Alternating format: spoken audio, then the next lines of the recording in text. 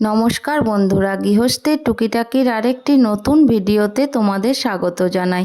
সামনেই আসতে চলেছে গণেশ চতুর্থী। গণেশ চতুর্থীর দিন আমি বাড়িতে কি করে নিজে পুরোহিত ছাড়া এবং ঘট না বসিয়ে কি করে গণপতি বাপ্পার পুজো করি সেটাই আজকে তোমাদের সঙ্গে আমি শেয়ার করব। দেখো, আমি প্রথমে মাটিতে আলপনা দিয়ে একটা জলচৌকি পেতে নিয়েছি। জলচৌকির ওপরে প্রথমে একটা লাল শালু বিছিয়ে দেবো। লাল শালুটা ভালো করে পেতে নেওয়ার পর তারপর আমি একটা লাল কালারের আসন পাতবো।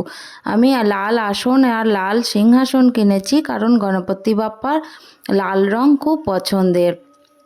আমার চ্যানেলটা যদি তোমাদের ভালো লাগে প্লিজ একটা লাইক আর সাবস্ক্রাইব করে দিও। দেখো, এবার আমি লাল আসনটা পেতে সিংহাসনটা বসিয়ে দিলাম। এরপর আমি ফুলটা গুছিয়ে নেব। লাল জবা গণপতি বাপ্পার খুব পছন্দের, তাই লাল জবা নিয়েছি আর 21টা দুব্বা একটা লাল সুতোতে বেঁধে নিয়েছি। গণপতি বাপ্পাকে 21টা দুব্বা অবশ্যই দিতে হয়। তোমরা তার বেশি দুব্বাও দিতে পারো, কিন্তু দুব্বাটা দিতেই হবে। তার সঙ্গে মালা আর কিছু সাদা ফুল নিয়েছি। একটা ঘিয়ের প্রদীপ আর কর্পূর সাজিয়ে নিয়েছি, সঙ্গে ঘণ্টা আরতি করব বলে, আর পঞ্চপ্রদীপও সাজিয়েছি। এরপর দেখো, লাল শালুর ওপরে কিছু হলুদ ফুল দিয়ে আমি সাজিয়ে নেবো জলচৌকিটা। দেখো, হলুদ ফুলটা দেওয়াতে কত সুন্দর লাগছে লাল শালুর ওপরে। এরপর আমি স্নান করাবো। পঞ্চামৃত তৈরি করেছি। পঞ্চামৃত দিয়ে দুধ, দই, ঘি, মধু, শর্করা, এই হলো পঞ্চামৃত।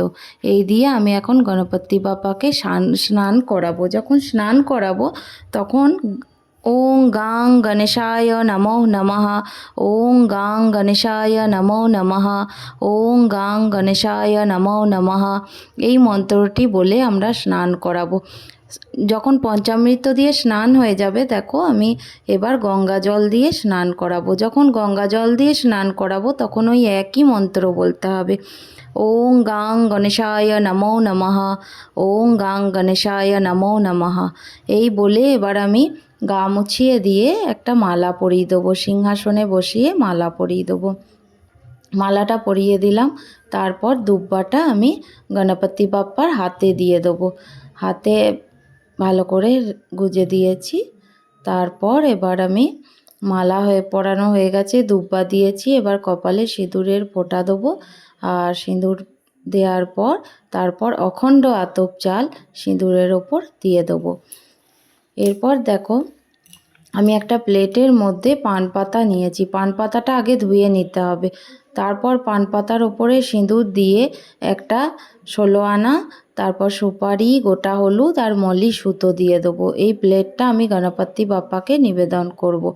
তার সঙ্গে সিঁদুর পরে ফোঁটা দেওয়ার ওপরে আবার হলুদের ফোঁটাও দিতে হবে। এরপর আমি ওটা গণপতি বাপ্পাকে ছুঁয়ে পাশে রেখে দিলাম।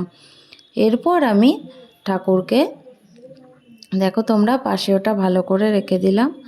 এরপর আমি ঠাকুরকে জবা ফুল দেবো। যে আগেই বলেছি লাল জবা খুব পছন্দের, এবং লাল জবা দিয়ে যখন পুষ্পাঞ্জলি দেবো তখন ওই ওং গাং গণেশায় নমো নমঃ 3 বার বলে এক একটা জবা নিয়ে পায়ে ঠেকিয়ে 3 বার বলে আমি ওটা নিবেদন করব। যখন 3টে জবা দিয়ে আমাদের পুষ্পাঞ্জলি দেওয়া হয়ে যাবে, তারপর আমরা এবার ভোগ নিবেদন করব। ভোগের ওপর আমি ফুল আর গ্লাসে জলের ওপরেও ফুল দেবো। ফুলটা যেন আমরা অবশ্যই আগে থেকে ধুয়ে নিই। তারপর ফুল দিয়ে গণপতি বাপ্পাকে ভোগ নিবেদন করে ভোগটা রেখে তারপর আমরা এবার আরতি করব। আর আরতি করার সময় আমরা প্রথমে ঘিয়ের প্রদীপের আরতি করব। ঘিয়ের প্রদীপ আর কর্পূর একসঙ্গে আরতি করব। তারপর পঞ্চপ্রদীপ, তারপর বস্ত্র, ফুল দিয়ে আরতি করব। দেখো, আমি এবার ঘিয়ের প্রদীপ দিয়ে আরতি করছি। জয় গণেশ জয় গণেশ জয় গণেশ দেবা, মাতা কি পার্বতী পিতা মহাদেবা। জয় গণেশ জয় গণেশ জয় গণেশ দেবা, মাতা কি পার্বতী পিতা মহাদেবা। এইভাবে আমরা গান করে আরতিটা করে নেব। আর আরতি করার পর গণেশের 12টা নাম যদি কেউ জেনে থাকো তাহলে অবশ্যই বলবে। 12টা নাম একবার বললেও হবে, আর কেউ যদি পারো তাহলে 11 বারও বলতে পারো। গণেশের এই 12টা নাম হলো বক্রতুণ্ড, একদন্ত, কৃষ্ণপিণ্ডাক্ষ, গজবক্ত্র, লম্বোদর, বিকট, বিঘ্ন রাজেন্দ্র, ধূম্রবর্ণ, মহোদর, বিনায়ক, গণপতি, গজানন। এইভাবে আমি আমার পুজোটা আজকে শেষ করলাম। তোমরা জানিও কেমন লাগলো আমার গণপতি বাপ্পার পুজো। আমি এইভাবেই প্রত্যেক বছর ঘরে নিজে গণপতি বাপ্পার পুজো করে থাকি।